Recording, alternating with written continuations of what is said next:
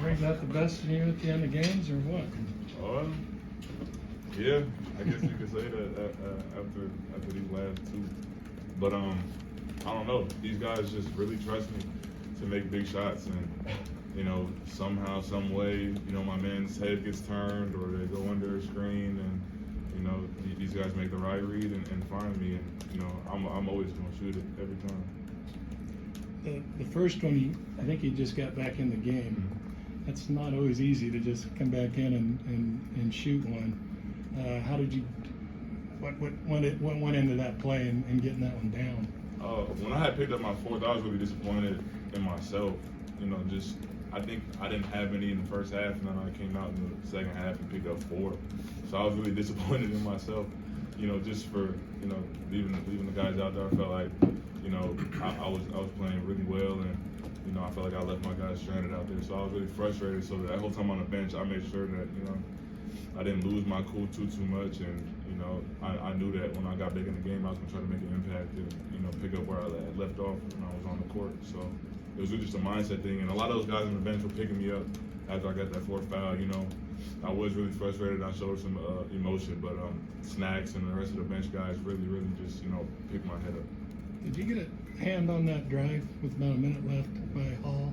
I don't think I got a hand on it, but I think I just alternated a little bit. Made him have to throw up a really tough shot. But that's something we working on, just vertically contesting everything. What did it take to pull that out? It was a war, man, and they have a good team. They always play us well, and it's a nice little parting gift from the kennel to them, I guess. But it's a grinder, man, and we were just chopping wood the whole game. They were making some tough shots, and then getting Julian back was huge. Just opened the floor up so much more, and when you have a guy like that, you just try to throw him the ball as much as you can, especially when he's got it going. You guys both talk about just the rivalry that you've had with BYU. It always seems to produce these great moments. I know you kind of blew them out last year, but both games this season and then throughout the last 3-4 years, just being a part of some of these big games. When I first stepped foot on campus as a freshman, it was made known to me that we don't lose to BYU. Those guys are obviously going to give us their best shot every single time we play, and it's always a different atmosphere. It's something different in the air every time we play. Whether it's down in Provo or here in the kennel, it's just the energy's crazy. Fans are all completely engaged. Everyone's standing up almost the whole game, and nobody wants to be the team to lose, and we definitely don't want to allow them to beat us in the kennel, especially since it's the last time at the WCC. So it's huge for us. Same for you, Drew. Yeah, I remember my freshman year, they stormed the court on us, and that was cool, but it sucked. But it's always a great place to play. They're a great team. I've said it before, I think this game shouldn't go away because they're leaving, just because it is so much fun, and there's such respected hatred, I would say, between the two. We don't like each other, but there's a mutual respect, and that's what makes playing them so much fun, is how hard that both teams push each other in these types of games. The guards had struggled for quite a bit of the night, not counting you as a guard. But they came up with some plays when you really had to have it, including when he was on the bench. How were they able to flip it and give you something when you needed it? Yeah, they're just they're just guys you can count on. Just like Julian coming in off the bench after sitting for so long and shoots a 3, we love that shot. Julian gives a wide open 3, doesn't matter how long he's sat on the bench. It's the same thing for the rest of our guards. Everyone struggles. It's a part of the game. You're not going to be good all the time, and we know that. Just keep trusting the process, and everything's going to work out. I know I've been struggling. The first guys to pick me up are these guys, and vice versa. He's struggling. First person we go to is him. Let's go. And it's just that trust that we have in each other, that the struggle is going to happen, and it's a part of it, but that we all got your back, and we're waiting for you to turn it on, and that's just kind of the luxury of this team, is someone will step up, and we're all there for each other through thick and thin. I'll say that, you look back on it and you'll say the biggest shots of the game might have been a couple threes down the stretch, but to me the biggest shot of the game was down 6. We get an offensive rebound, tip out to Malachi, top of the key, and we cut the lead to 3 there. And I feel like that kind of, you know, sparked some life back into us. You know, we were in a tough spot. I think we turned the ball over a couple times, and you know, Mally steps up and knocks it down. So I mean, that was a big shot to me. Julian, just there when you hit your hot stretch with Malachi's bucket and the layup he had to tie the game, just the crowd was in an absolute frenzy. How much were you guys able to feed off of them? I know with the BYU game, everyone's tensions are running high. But how much did the crowd contribute tonight for you guys?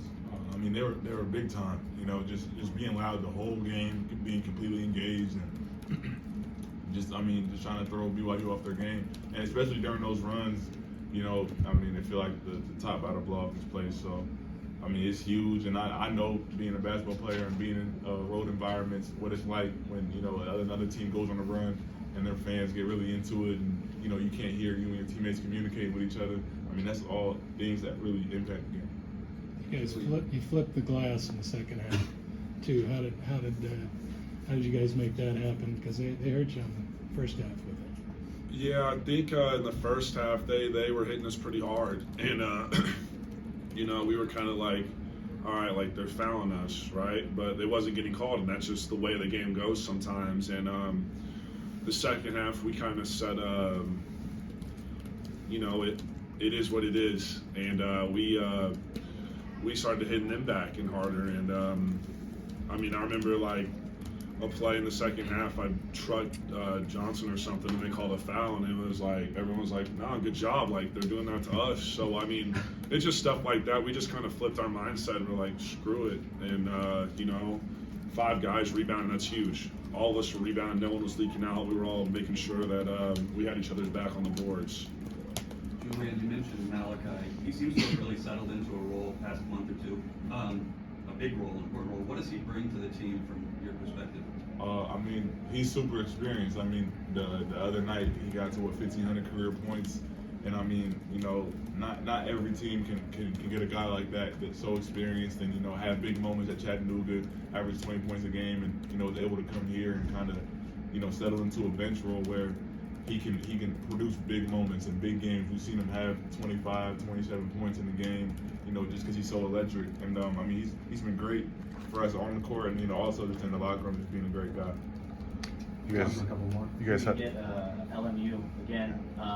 What's going to take the kind of forward with them? I'm sure that's going to be an intense one that they got you guys here. Yeah, man, they're a great team. They've shown that, I think, this whole season, just with who they've been able to beat and everything. But we're looking forward to it, man. We felt like that game was in our hands, and we kind of gave it away. And you know, we're going to give it our all, and they're going to give it their all. So it's going to be a battle, but it's going to be a fun one for sure. What do you guys have to do better against Shelton to kind of contain him the second time around after he kind of erupted the first one? I mean, I think we've worked on some things in practice that we've addressed in general for other teams, you know, but just basic principles we've worked on. So, you know, we just got to keep practicing and keep working on things that we thought we didn't do better, and there's always things we can improve on. So, yeah.